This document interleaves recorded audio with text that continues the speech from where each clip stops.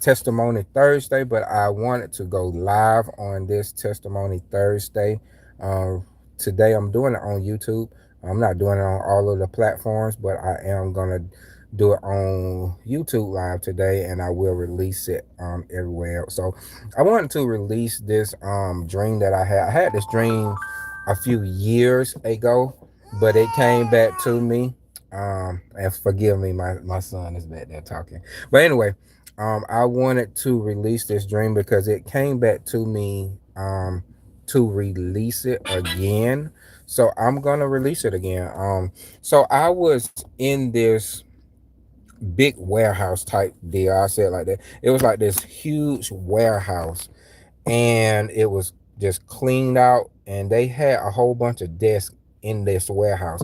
It just looked like a gigantic classroom, and all of the desks were stacked so neat. Like when I say neat, it was so neat. Like just think of the neatest classroom you can ever think about, but it was just stacked so neat, and it was thousands of these desks. Like I mean, that room again was just so big, but it was thousands and thousands of desks in this particular room.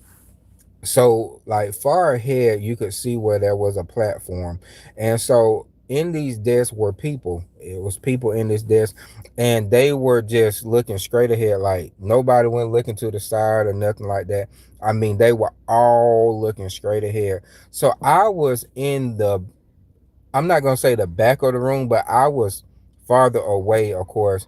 And it was like this guy was standing on the platform, and he was talking. I couldn't tell at the time what he was talking about, but whatever he was talking about, everybody's face was glued this way. It was glued just straight ahead. And so I remember I started like finally chiming in on what he was saying, and whatever he was saying, it was like a lie. It was deception. And I started looking around at people. I was like, no, don't listen to him. I kept saying, I was like, don't listen at this guy. Like, no, no. Because I was like, it was like as if I was the only one in this room full of people that knew that this guy was lying and that his words were deceptive.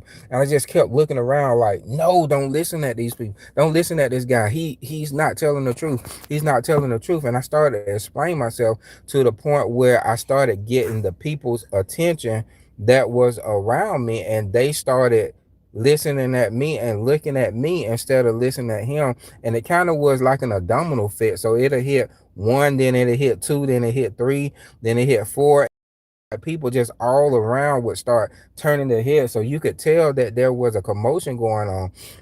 And so after about a minute, I guess, of this, I kept talking. I didn't know, and all of a sudden I felt this presence behind me, and I looked around and I looked up like that, and whoever that was on the platform speaking, is as if he stopped speaking and stopped the class, and he appeared beside me. So it was funny because like this guy had to be a mile away from me. That's what it felt like. But he appeared at me, and he looked down at me like this. Like, if you ever got in trouble in class and the teacher just look at you, or if you got in trouble at home and your parents just looked at you, that's how it was. Like you causing problems, you about to get dealt with. So it was like he just looked down at me mad, and then I woke up. So what I want to bring into alignment with that today is we have to stand on the truth. We see the world that we live in today. We see the world that we live in today. We see that we live in a world full of lies and a world full of deception. And so many people have their eyes focused on deception. They're looking at deception. Even people that go to church, bump the saying, I go to church, bump all of that stuff. You got to live for God and live for him for real and obey him and know his word for real. Because everybody believe in God. Everybody going to heaven, so they say.